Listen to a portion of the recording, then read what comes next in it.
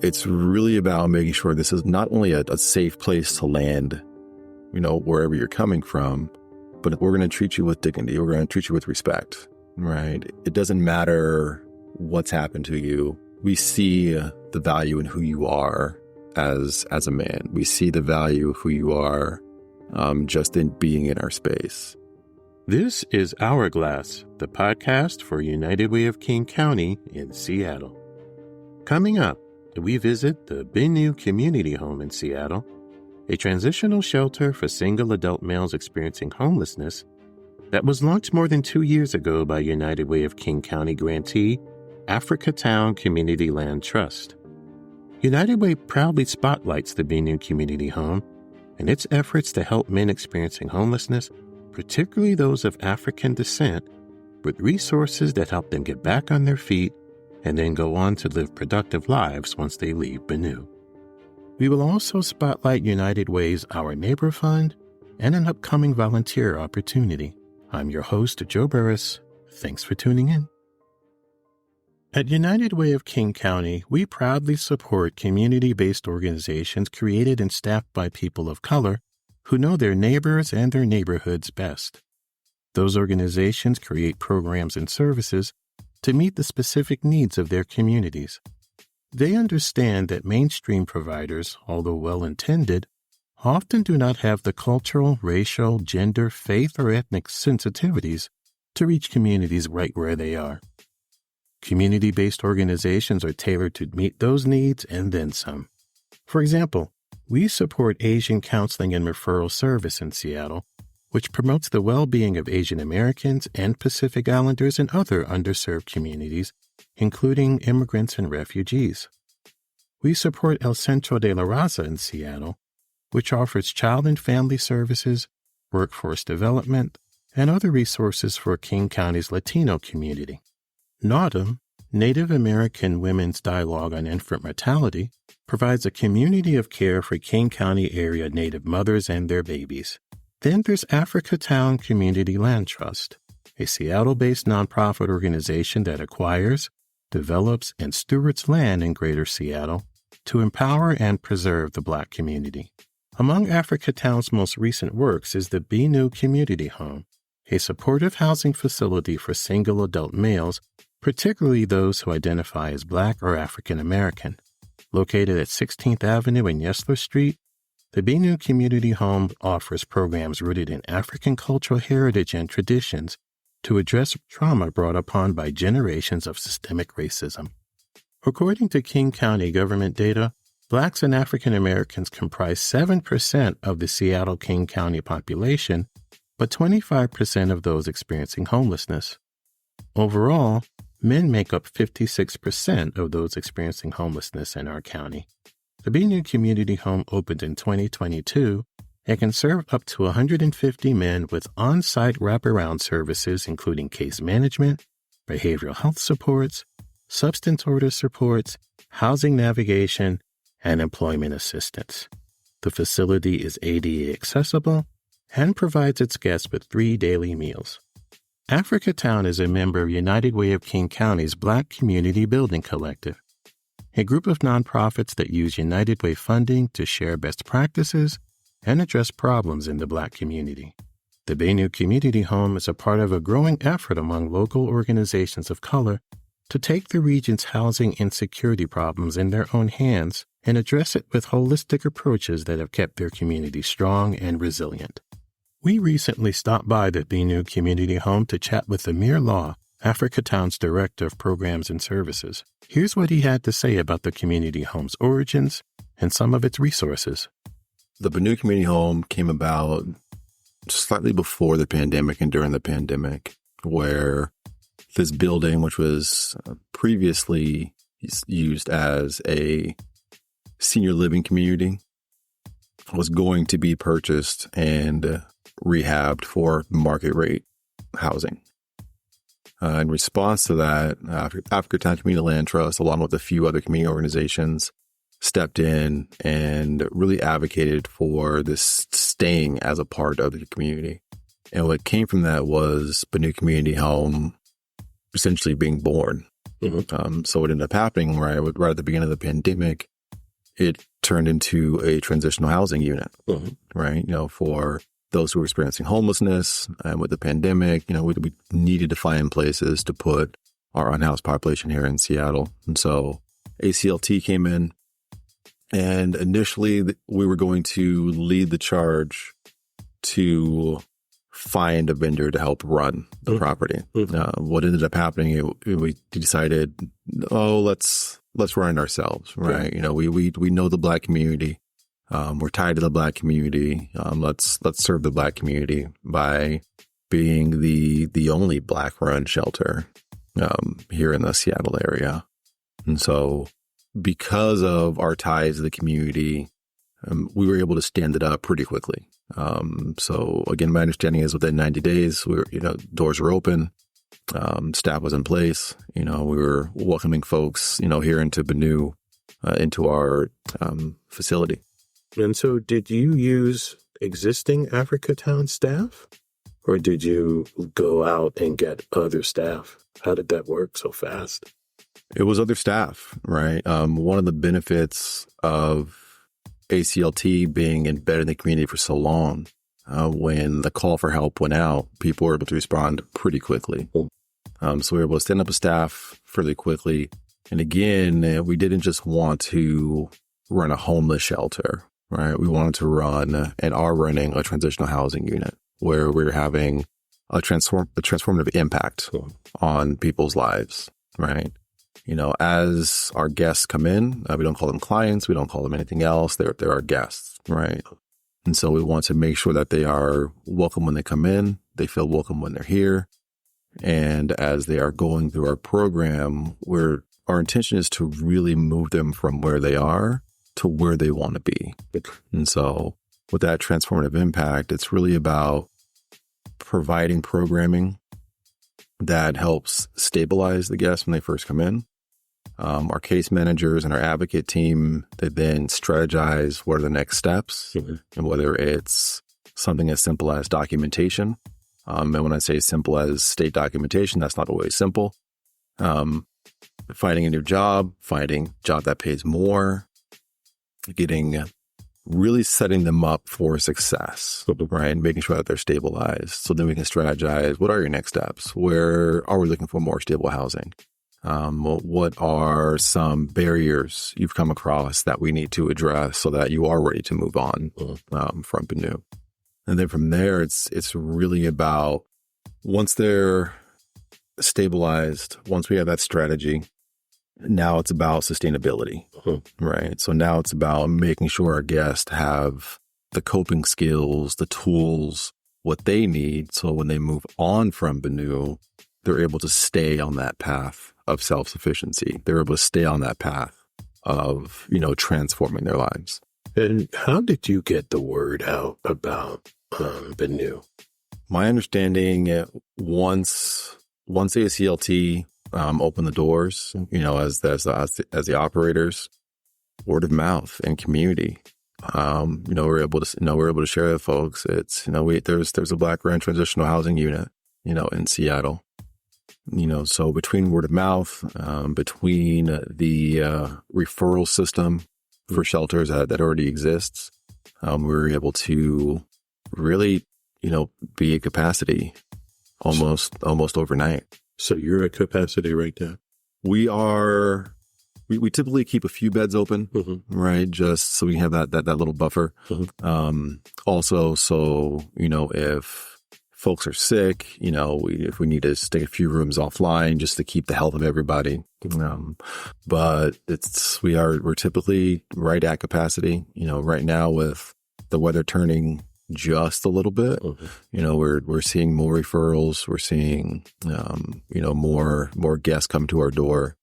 And again, for us, that's why it's even more important for us to be diligent in our work with the guests as they come in to help them get back on the path they want to be on as soon as possible, so that we can open up more space for more folks who need more assistance. And where do your referrals come from?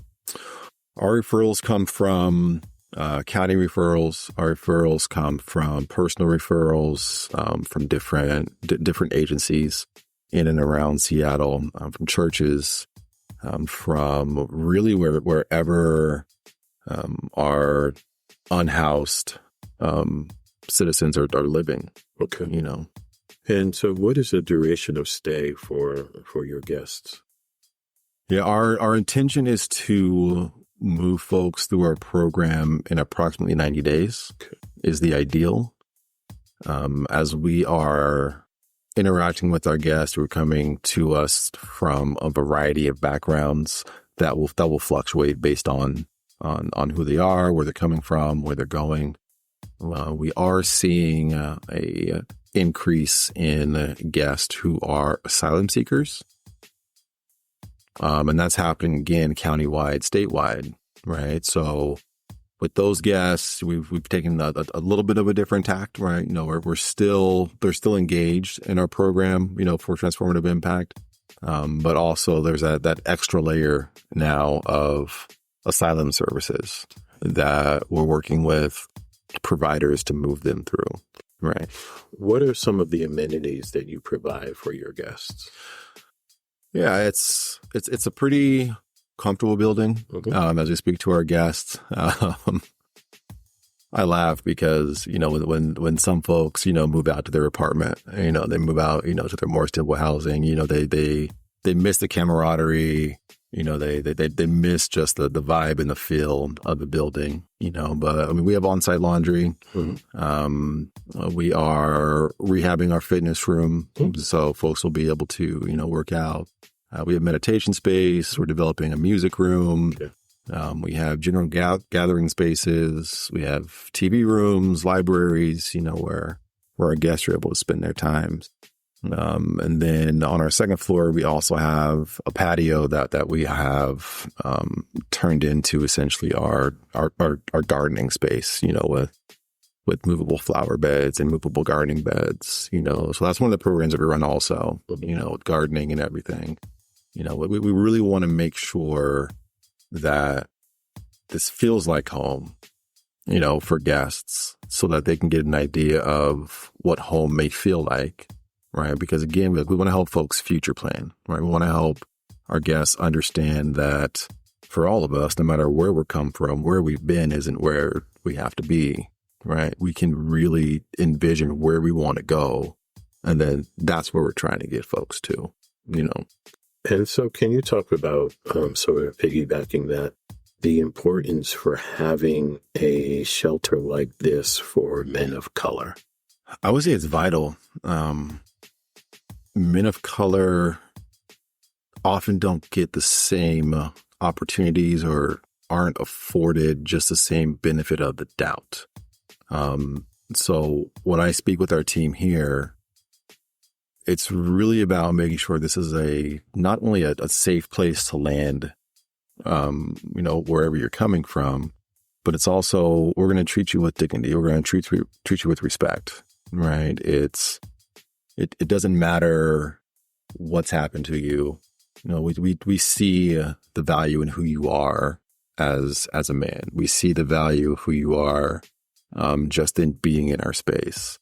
And we really do our due diligence in even developing our program from a culturally responsive lens, right? We want to make sure that our programs are developed on research that is based on the Black male experience, right? Because it's a different experience. We have a different lived experience than other folks in the country, other folks, you know, here in the Seattle area.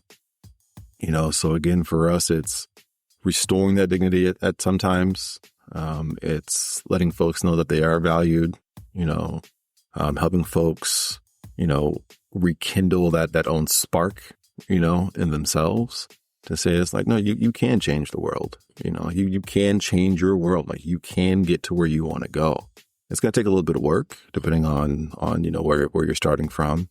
But, you know, here at BENU, it's you know, we really want folks to use this as a launch pad to their next stage in life.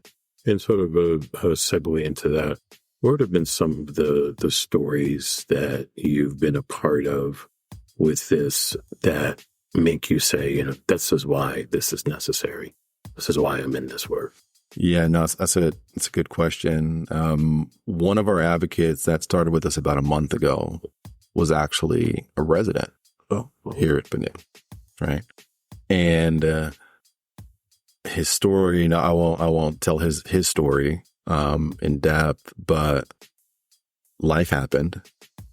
He got knocked off track, right? He has multiple degrees, right? But just life happened, right? And so he was here with us.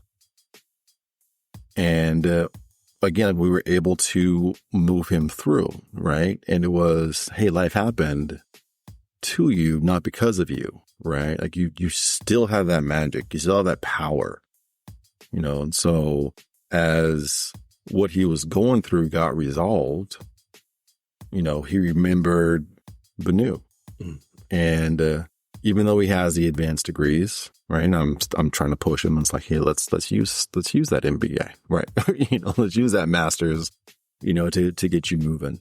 One of his first steps was, well, I want to give back first, right? And reestablish a base for where I'm going to go next, So that's one of the great stories we love to share.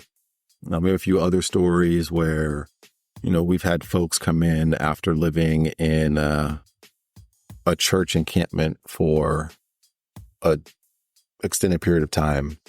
They came in here, into BENU, and within 90 days, they were moving out into their own apartment. We've had folks who have moved into BENU, became friends, and then again moved out into apartments together.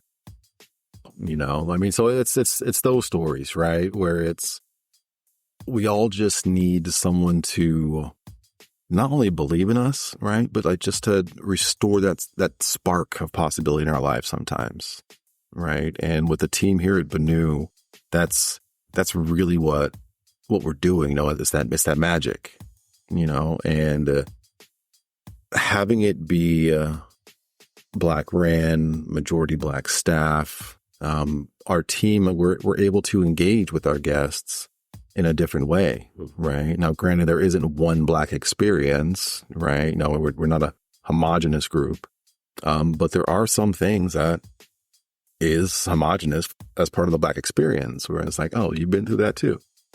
I've been through that too, And so being able to speak to that, being able to let our guests know how to overcome that, right, has been really beneficial and has really, I believe, sets us apart from other, shelters and other transitional housing units here in the area. Perfect.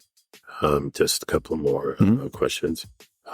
What are some programs, upcoming events, anything that you have that you want to lift up and promote?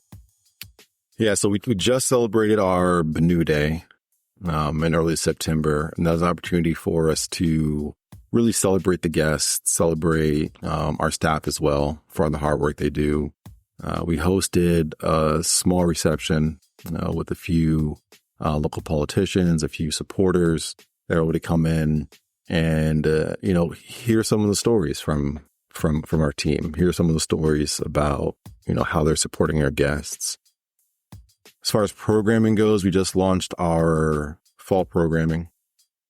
And again, that's centered around that holistic development of our guests, right? Yes, we're going to work with each of our guests to find stable employment. We're going to work with each of our guests to make sure they have what they need to move forward. But we also do programming around, we have a book club that's ran by one of our case managers. We have a music class ran by one of our advocates. We really wanted to address that whole person development. We are working with different outside agencies to provide mental and behavioral health services. We're working with different agencies to provide just all those services that we know we need as people, right? But we can't provide them because we don't have the expertise. We run a Narcotics Anonymous group, here on a weekly basis.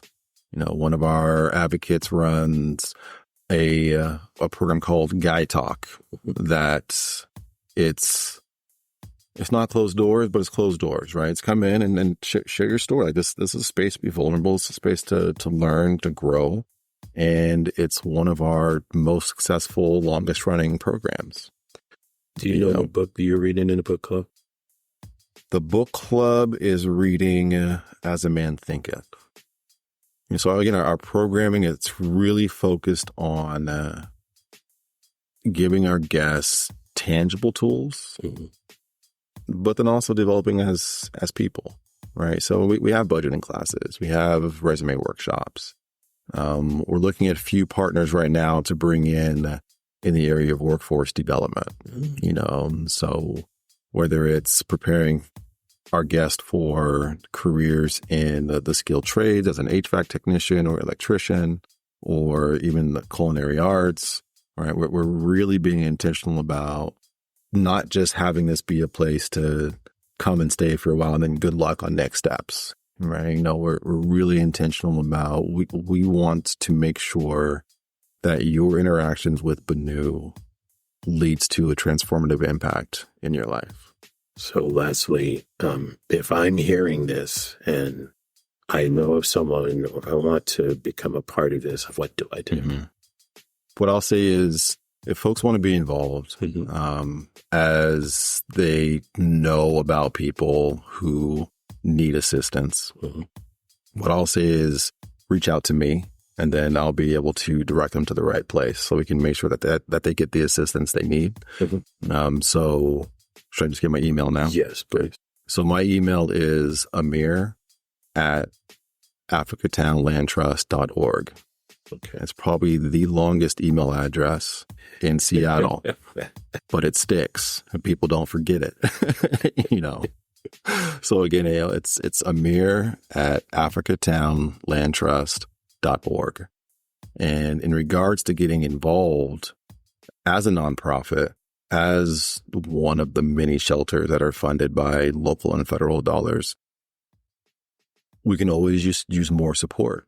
If you aren't able to donate financially, with the weather turning, new coats, new jackets, wool socks, all those things that we know we need in our personal lives, our guests need also. Oftentimes our guests are showing up with the clothes on their back and a bag or two, and some of those clothes just aren't what they need to keep moving forward. So whether it's clothes for winter, whether it's suits, whether it's, clothes and what people need to prepare for interviews, please, again, reach out to me directly. If there's an opportunity to provide additional skill training for our guests, we're always looking for new partners to work with, because while we are a very talented team, we also know that the more we're able to braid together services across the city and the county, the more work we're able to do. Amir Law of BENU Community Home, Africatown Community Land Trust. Thank you so much. Appreciate it. Pleasure. Thank you. For more information about the BENU Community Home, log on to benuhome.org. That's BENUHOME.org.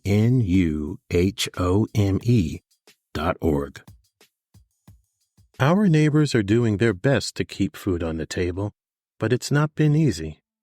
During the COVID-19 pandemic, grocery prices rose to their biggest increase in 50 years. Most of the federal dollars that addressed the food crisis during the pandemic are gone, but grocery bills remain high. That's why United Way of King County has launched the Our Neighbor Fund to invest in strategies that will feed families in the coming year. Our Neighbor Fund will help expand our home grocery program to provide 5,000 families with free groceries each week. And it will help an additional 100 schools in King County implement the Breakfast After the Bell program, impacting 49,000 students. We're asking you to please make a gift to the Our Neighbor Fund so that we can serve more of our neighbors. For more information or to make a donation, log on to uwkc.org/donate. Join us for the Holiday Exchange with Community Passageways on December 7th from 2 p.m. to 6 p.m. at 306 23rd Avenue South, Suite 101 in Seattle. Here's a chance to roll up your sleeve and take action against homelessness, hunger, and poverty. You can help United Way grantee Community Passageways assist their neighbors with all-day festivities, including painting and games. For more information, log on to uwkc.org/events. At United Way of King County, we are working side by side with communities to build an equitable future for everyone. Hourglass United Way is a podcast that highlights how we and our partners spend time making a difference in our communities. Our work is made possible by the generous donations from people like you. Please send comments and suggestions about our podcast to hourglassunitedway@gmail.com. To learn more about our work or to support United Way, log on to uwkc.org. I'm your host, Joe Burris. Thanks for listening. Until next time.